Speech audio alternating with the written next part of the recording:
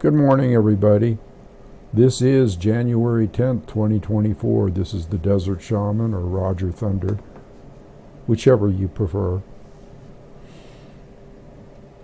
Thought I would hang out here with the tribe and just chit-chat a while,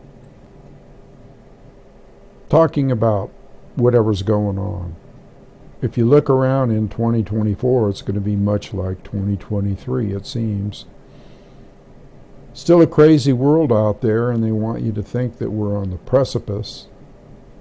But are we? Are we on the precipice? Well, we've been on the precipice for the last 10 years that I can recall. Always something in the air to make you fearful or anxious about what's going on in the world. I think I'll start off by saying that there's been a few new comments. I've noticed quite a few new comments of people better saying things like, well, this came up and I went here and I'm supposed to be here for some reason or another, so I like your video and I'm going to watch some past videos. Well, that's good. That's really good, and I'm glad you're here. And I'm glad that you are in the tribe or thinking about joining the tribe here. Something that's much needed right now is a cohesive unit of people. Tribal, all right? When you say tribes, a lot of people think of the Middle East. Well, no, tribes were around in North America and the Middle East for eons, all right? The indigenous ones of this nation, of North America. Usually tribes that stuck together or were a cohesive unit did well to the bitter end. I mean, you had all kinds of things going on in North America here. Turtle Island, the indigenous ones, going through some of the same changes that we see people in the world going through today, as in genocide and trying to circumnavigate an influx of negative energy. You look at the history of America and you see a lot of what this country was built on, what the United States or the West was built on. And it was built on murder and genocide. And nothing much has changed. It's gone through a billion decades, seems like. But nothing much has changed. It's still the object of their desire is to just corral people and take away their freedoms and their lives as well. So I thought I would just jump around today and talk about different things. Maybe look at some quotes. Let's say from I have a book here that I like. It's called Handbook of the Reluctant Messiah. It's one of my go-to books. It's kind of like a Bible. Handbook of the Reluctant Messiah. What does it say today? To any question, there's not too much light here. So let me see if I can read this.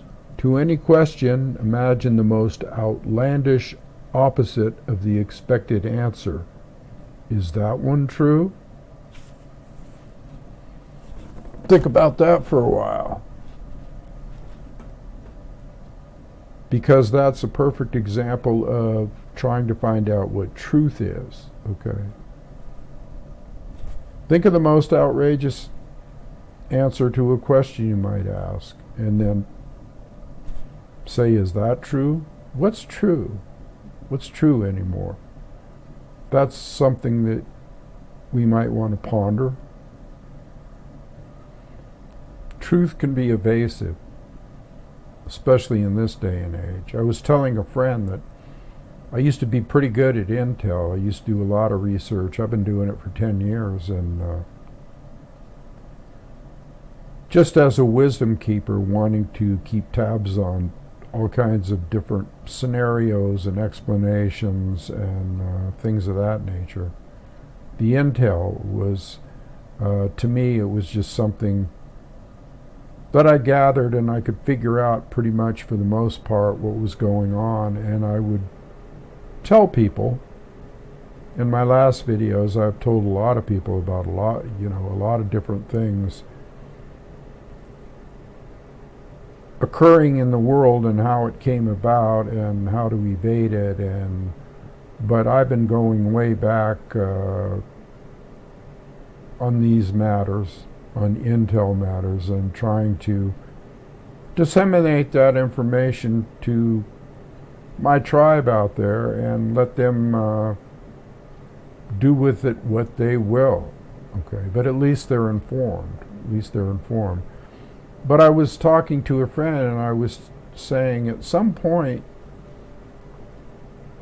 the intel or gathering truth kind of went batshit crazy, all right?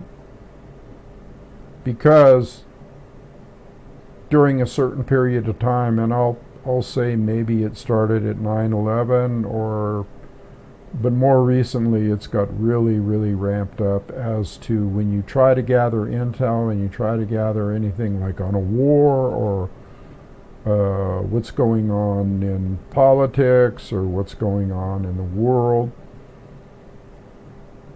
The intel went south. The intel went south because now they got intel that's false intel. Well, they always did, but it's double false intel. In other words, there's so much propaganda out there being slung at you through the media and through different sources, all kinds of different sources. It's hard to gather intel anymore because there's so much false intel, okay?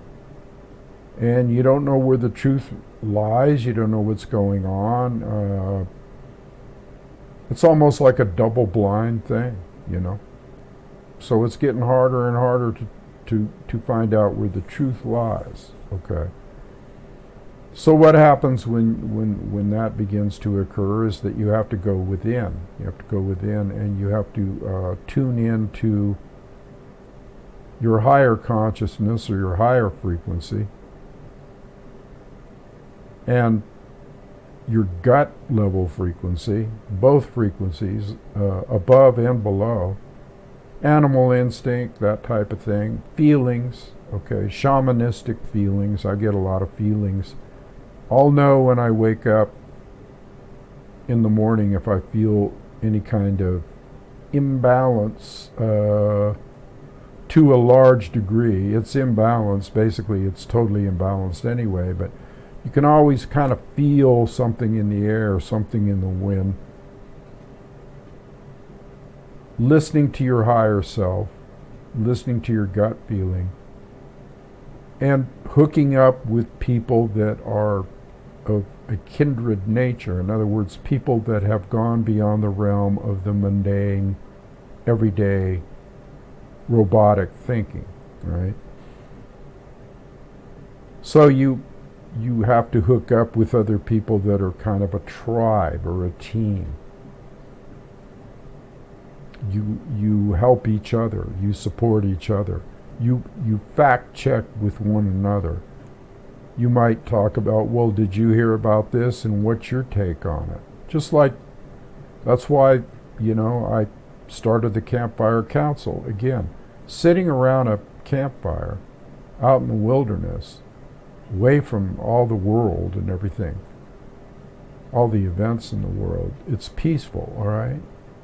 You build a fire, you stare into the fire, you might smoke the pipe with whatever herb you desire, or tobacco, or kinnikinnick, or sweet grass, or whatever you desire, and you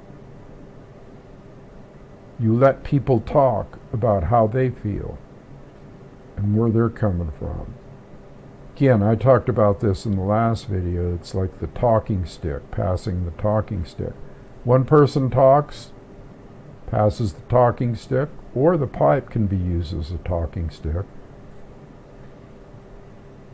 And listen while that person's talking, you know, and do that for like a circle or two. Let everybody get it out, and then you can have interaction, joyful interaction, playful interaction, happy interaction, passionate interaction with each other, an uplifting of spirit, an uplifting of spirit. That's needed in this day and age, is an uplifting of spirit. And you can do that many, many ways, by encouraging others, by giving gifts to others, by openly receiving gifts, feeling good about it, knowing that it's all just a circular thing. Listening to music. This morning when I got up, I did a series. I've got drums on every wall here, you know, being a percussionist. So I have 2 Native American flutes, which I will play for you at some point again. I haven't done that in a while. And I have drums on every wall. I think I have 5 drums. And I have rattles and shakers. And I like to get up in the morning and play the drum and play the shakers, and sometimes I will pick up the flute and I'll play the flute. The drum and the flute are the oldest instruments on earth, okay? And there's debate about which came first, the drum or the flute. Some say the flute was the first instrument, some say the drum was, beating on a drum. But they are the oldest instruments on earth, dating back into antiquity. And if you use those instruments in a manner of contacting spirit or higher spirits or calling down spirits, as our ancient ancestors did, it's like a telegraph to the other world. And basically it brings on some really good energy. You can bring on any kind of energy you want. You know, you can dance around with a doumbek and feel the Middle Eastern rhythm. Basically what the drum and flute does, and the flute is also a percussive instrument because you use your fingers and you can get very percussive, and you use your fingers on the drum. So we're talking about the rhythm of life here. Tuning into the rhythm of life. And you can learn a few basic rudiments like on the drum, and a few basic tunes on the flute. What I like to do though is I like to let the drum play me, or I like to let the flute play me, rather than me playing the flute. That's kind of like a channeling. With the flute it would be called the holy wind. That's what the Navajo call it. The holy wind, channeling the holy wind. And with the drum it's just ancient primal. And primal is also sexual, because sexual is primal. Sexual, or this, the sexual drive, is the prime mover of the universe, basically, because it's all happening on higher levels as well, okay? The marriage of the yin and yang, or the god-goddess, all right? Or the making of love of the god and the goddess. So you let all those primal tribal rhythms, and I love Middle Eastern rhythms, I love Native American rhythms, I love all kinds of rhythms. The rhythm of life. The heartbeat is a rhythm, all right? So that's one way to really get in touch with and ground, and get in touch with the superior energies, or channel the higher energies. Very, very needed in this time we're living in, all right? Just having fun. Just having fun. Creating enjoyment for yourself. Communing, okay? communing with other worlds, other spirits, benevolent spirits. Of course, you know, you're going to run into negativity occasionally. I want to talk about that a little bit too. I'm kind of jumping around here. A lot of things come to my mind sometimes that I think you need to know.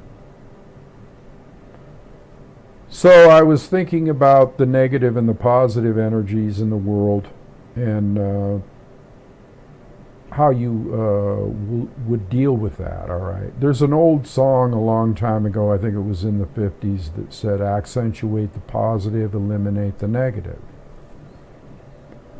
Well, that's a nice little tune, and there's a lot of truth in that. But I kind of rewrote the tune a little bit, and I say accentuate the positive, integrate the negative, okay? Or transmute the negative. So it would be accentuate the positive, transmute the negative. It's like a battery. It's what makes a battery run, okay? You can't have the positive without the negative, all right? But that negative energy can be transmuted into positive, all right? Because negative can be positive. And I won't go into electronic theory and all that stuff, but that's basically a principle of electronic theory, okay? How a battery feeds itself, or how a circuit feeds itself, positive and negative. And then in between that circuit, you could have a light bulb, which gets real bright just off this flow. Well, you are the light bulb, okay? You are the light bulb. So you have to imagine that when you come into something that you might consider negative energy, whether it be in the world or whether it be your shadow side, or whether it be an entity that you feel is dark or negative, everything is there for a lesson. Everything can be used. No fear or fearlessness is what's needed. Being able to approach these type of energies with fearlessness and courage and command, basically command of the situation, and your own process of balancing. The balancing act, the inner balancing act, the yin and yang, the God Goddess.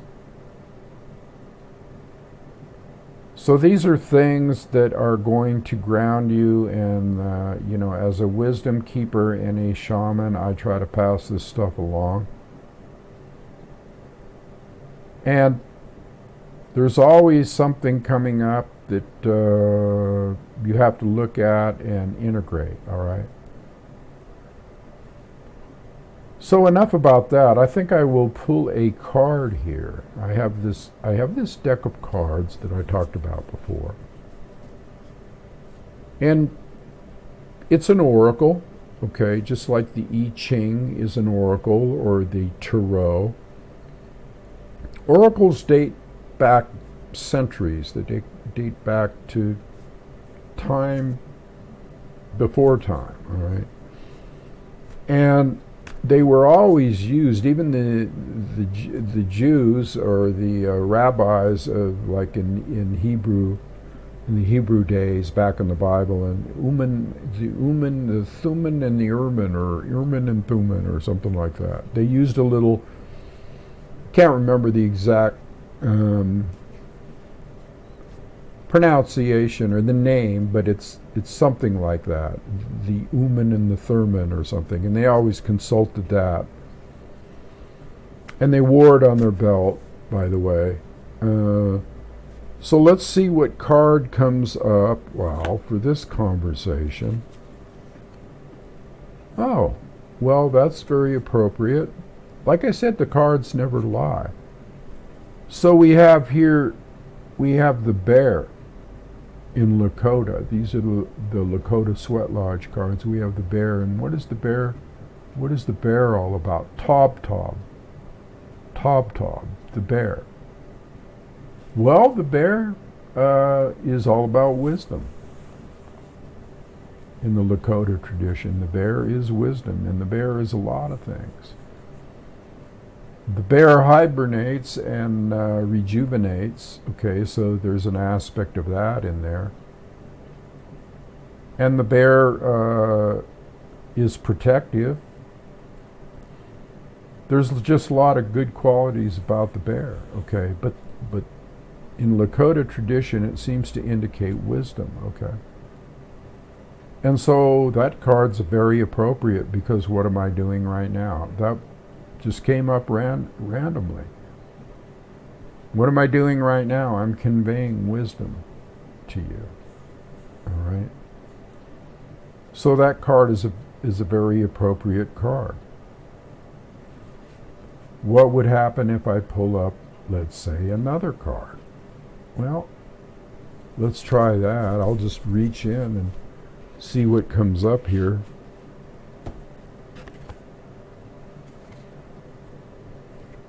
Olowampi, sacred songs. Wow, isn't that interesting? Now, this wasn't planned. I'm just pulling cards here. Sacred songs. What was I just talking about?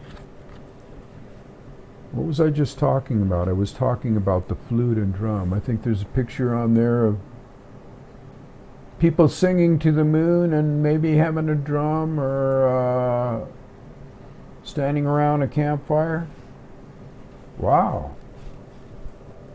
No, I'm not kidding you here. I'm just drawing these cards. So if you use an oracle card correctly, okay, let's say in a reading, which I do, and I'm not going to expound on that because I've talked about it too much.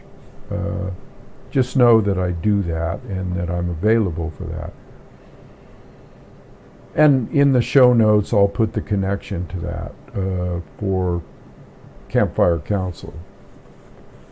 But anyway, I just wanted to emphasize the significance of being able to use cards as an oracle, just like the I Ching. When you throw the I Ching, which is a ancient Chinese oracle,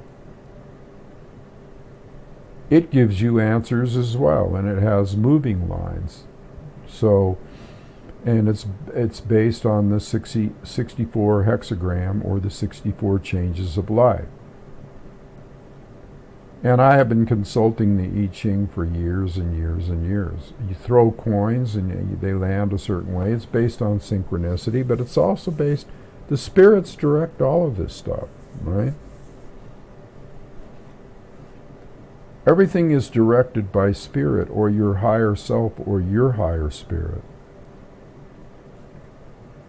So I like to do these kind of things, and again, if people want to get a reading, or if they want me to use my oracle cards with questions they might have. Most questions revolve around relationships, money, health, those type of things, all right? And that could be mental, spiritual, and physical health, everything. It's all connected, it's all related. So those are the big issues, and then there's just the vicissitudes of life, trying to get through all the stuff that they throw at us, okay, and having to deal with that. The Native Americans had a good way of dealing with that. And the Taoists, they basically went with the flow. Now, were there wars? Sure there were. But wars sometimes, the wars, the Apache wars, the Bluecoats against the Apaches, and the Bluecoats against the Lakota and the Sioux and Crazy Horse and all that stuff. They always went to that spiritual source. They always went to that spiritual source and clung to it like a flame clings to a log, all right? That's your only source of peace. That's your only source of being centered. That's you. You have to have that spiritual source. You have to have that spiritual connection, right? So anyway, just a few thoughts today about different things, using different little oracles here. Passing that on to you as far as what you might do. You might want to get yourself some kind of oracle, the I Ching, or a set of these cards, or I think they're still available, and mess around with them yourself, you know, and the only benefit that you're going to get from me is my years and years of using these cards and knowing exactly what they mean, what they pertain to, and with you it might be a learning process, but that's good too. Anyway, I think I'm going to leave it there today. Just keep these videos short. It's easier to upload. So I want everybody to have a great day, great afternoon. Just have gratitude for the fact that you're walking around on the planet, that you are cared for, that somebody's watching out for you because you got this far. So I'll leave it there and just say Wopila, which means thank you in Lakota, and Aho.